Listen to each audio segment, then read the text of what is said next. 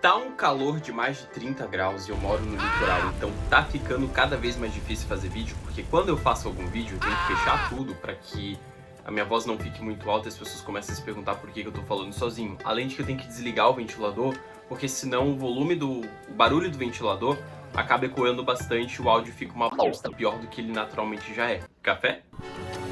Your exercise. Over the rain.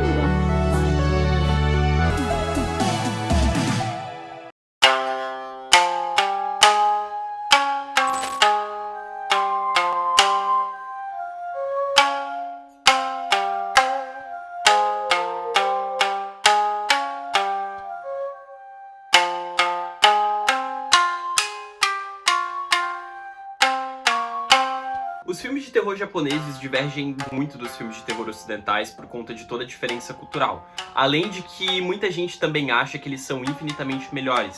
O que torna o terror japonês tão impactante é a cultura e a maneira com a qual a história é contada. Pra gente que vive no ocidente, é claro que esse terror tem uma somatória por a gente estar falando de uma cultura que nós não estamos habituados.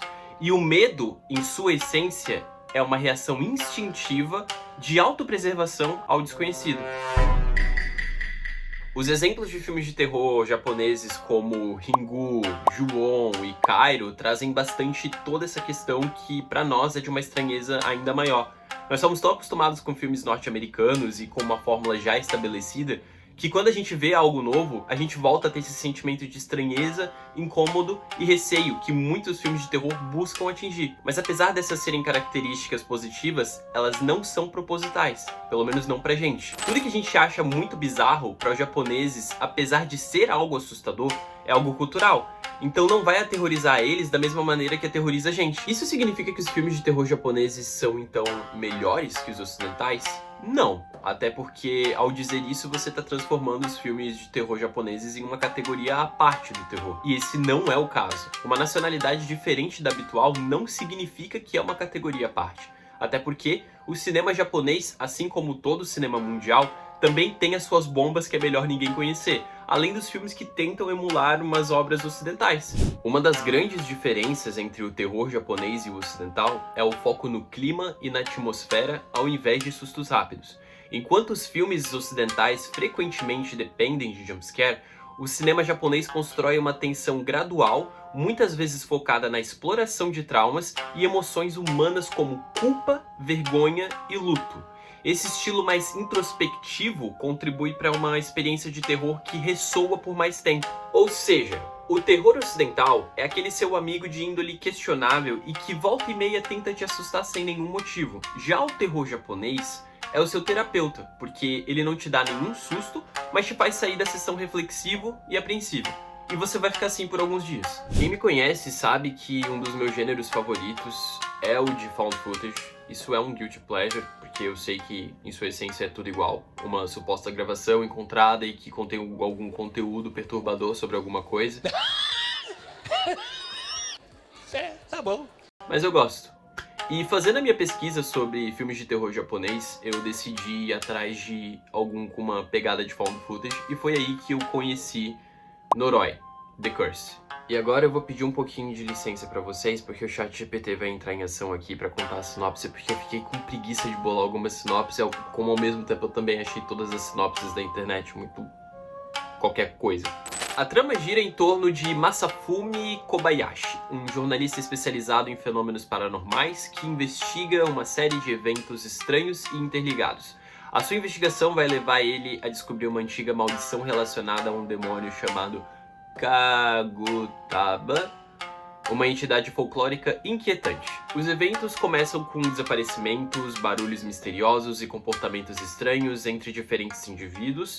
À medida que Kobayashi junta as peças, ele descobre uma conexão sinistra entre rituais antigos, uma mulher perturbada e tragédias inexplicáveis. O filme culmina em uma sequência assustadora envolvendo descobertas que revelam a extensão dessa maldição. Esse falso documentário e a construção lenta da tensão fazem de Noroi uma obra profundamente perturbadora e única, com uma atmosfera densa e momentos de puro terror psicológico.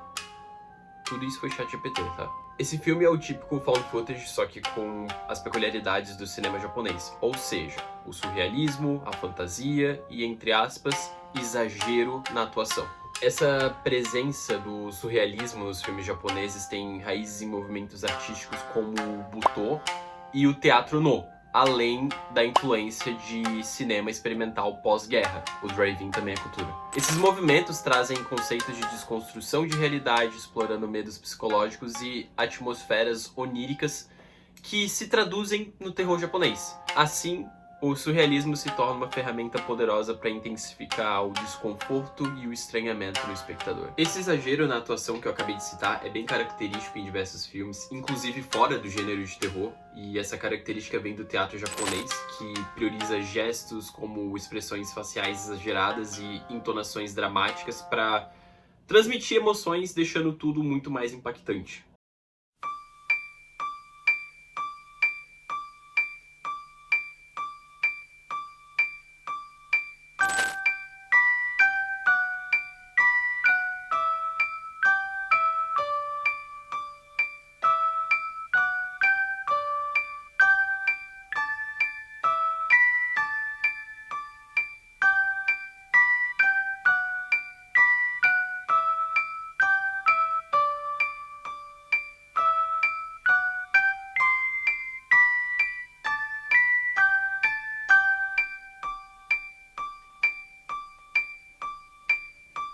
No ano de 1977 foi lançada essa que, na minha opinião, é uma das grandes pérolas do cinema japonês de horror, House, ou Hausu, como você preferir chamar. Eu gosto de chamar de Hausu, é mais legal. House.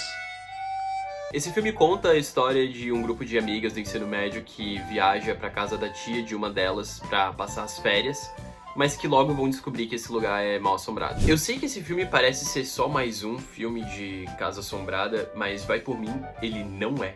A graça dele é justamente essa peculiaridade apresentada no filme. São os mínimos detalhes que diferenciam ele dos demais. O comportamento dos personagens, as paisagens, a trama que ora é mais cômica e ora é mais dramática. Tudo isso é feito de um jeito mais japonês de ser, e é o que dá a identidade ao filme, além, é claro, do surrealismo, e bota surrealismo nisso. Além disso, Hausu é frequentemente citado como um exemplo de terror experimental japonês. Ele combina elementos de várias linguagens artísticas como publicidade, videoclipes e animações, algo que o torna uma obra única dentro desse gênero. Esses elementos deram no futuro para ele o status de filme cult.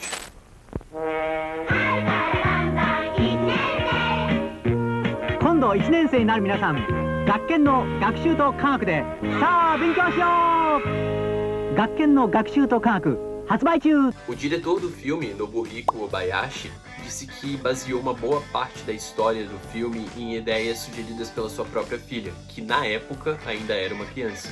E isso faz toda a diferença, já que a gente está habituado com uma ideia de uma ameaça personificada em alguma figura como um serial killer, um monstro ou um desastre natural. Só que esses são medos comuns entre os adultos. E aí eu te pergunto, e se você encontrasse um piano assassino que devora pessoas? Você provavelmente pararia de fumar, seja lá o que for que você tá fumando.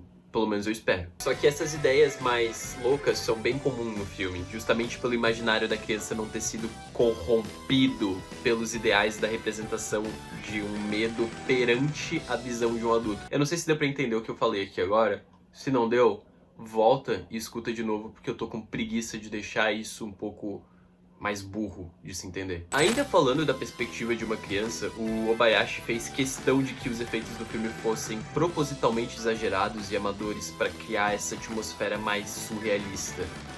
E eu sei que eu tô usando muito essa palavra, mas não tenho o que fazer. É literalmente isso. Lide com isso. Eu assisti esse filme recentemente com um amigo e eu gostei bastante. Ele é uma trecheira das boas e depois que eu li algumas curiosidades sobre o filme, algumas coisas fizeram um pouco mais sentido. Esse filme originalmente era para ser baseado em Tubarão, do Spielberg. Aí eu te pergunto, como é que isso... There is a creature alive today who has survived millions of years of evolution without change, without passion, and without logic. It lives to kill. A mindless, eating machine. it will attack and devour anything. It is as if God created the devil and gave him jaws.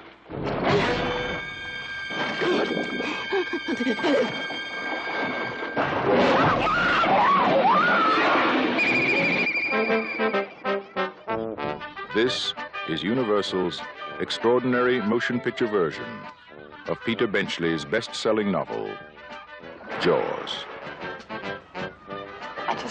Virou isso.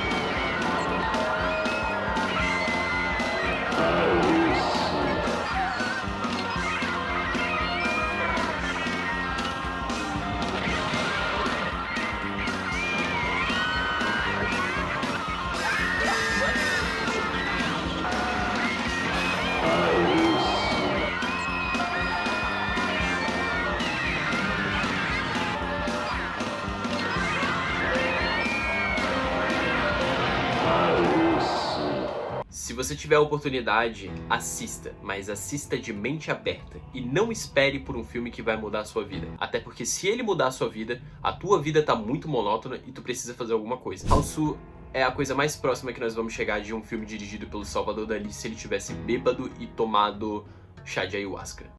Eu sei que esse filme se distancia até mesmo dos filmes de terror japoneses tradicionais, mas mesmo assim ele possui várias características que, se fossem apagadas por conta de uma versão ocidental do filme, faria toda a diferença e provavelmente transformaria ele num filme qualquer coisa. Então, voltando para os aspectos que são as características de um filme de terror japonês, como a comunicação não verbal bastante presente, o surrealismo, que acaba virando um requisito principal para criar uma identidade para o filme, e as lendas locais, que, por serem diferentes do habituado, despertam uma tensão ainda maior. Um outro aspecto recorrente no terror japonês é a exploração de dinâmicas familiares e a pressão social. Filmes como Ju-On e Darkwater mostram relações complicadas entre pais e filhos, ou tensões em ambientes domésticos, como reflexões de questões culturais profundas, por exemplo. Lendas como a Kushisaki Onna, a Mulher da Boca Cortada, ou a Tek-Tek, que são histórias que misturam medo do sobrenatural com lições culturais e morais, são passadas de geração em geração, o que contribui para que temas folclóricos sejam tão presentes no cinema. Todos esses elementos transformam os filmes de terror japoneses nos queridinhos de qualquer fã que deseja uma experiência mais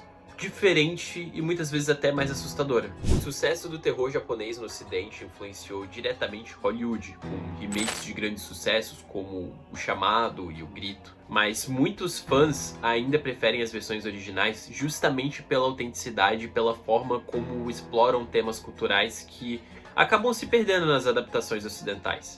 Para encerrar, dá pra dizer que o terror japonês oferece uma experiência única e peculiar, com um foco enraizado na cultura e que vai muito além dos sustos rápidos que a gente se acostumou a ver em filmes ocidentais. O que torna esse gênero tão especial é a forma como ele aborda de uma maneira mais sutil o medo, explorando o psicológico, as relações familiares e as tradições mais locais. O surrealismo, as lendas e a abordagem atmosférica criam uma tensão que fica na nossa mente mesmo muito tempo depois do filme já ter terminado. Essa forma de terror que, ao mesmo tempo que nos intriga e nos assusta, também nos apresenta uma visão completamente diferente do que a gente está acostumado. E é exatamente isso que faz o cinema japonês de terror ser tão fascinante.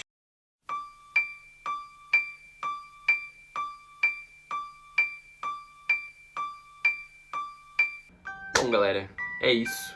Eu voltei um pouquinho para a forma de ter um roteiro lá no fundo, ler um pouquinho, improvisar um pouco, porque eu acho que é o que fez um pouquinho mais sentido. Não sei se ficou muito robótico ou não. Agora sou eu falando com a câmera. Mas é isso. Se você gostou, deixa o seu like, comenta. E é isso aí. Muito obrigado por assistir até aqui.